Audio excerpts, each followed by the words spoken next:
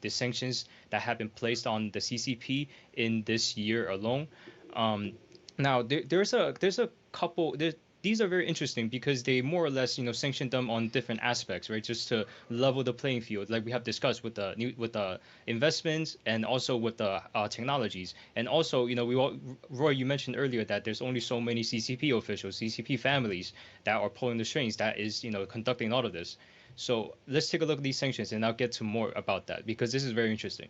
So first, the the essentially what the sanction is about. It's about the control on social media, and this goes back to what Miles said about the BGY. This is B, controlling the controlling what is being put out in media. So the first one was a sanction placed on TikTok, where it was banned in all U.S. House of Representative administered devices, a policy that took effect immediately. And this is one of the very important ones as well, just to stop officials from using a CCP controlled media, just so they can gather intelligence, they can spread misinformation, the propaganda, whatnot, whatever they can do with it. There's a lot they can do with it.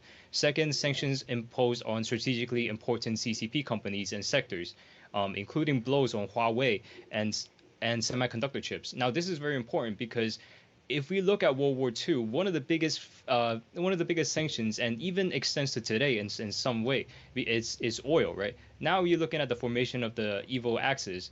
A lot of them are oil-based countries where they have a lot of natural resources. So to sanction them on that wouldn't be one of the biggest things that will hit them. But since we are moving into the age of quantum computing and AI, semiconductors actually become one of the biggest sanctions that you can really do to some of these countries, just because they don't have the technology.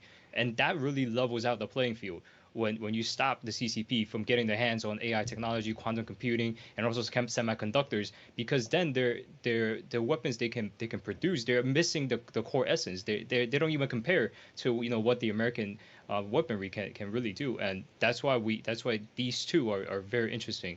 And they all cover different aspects of it as well.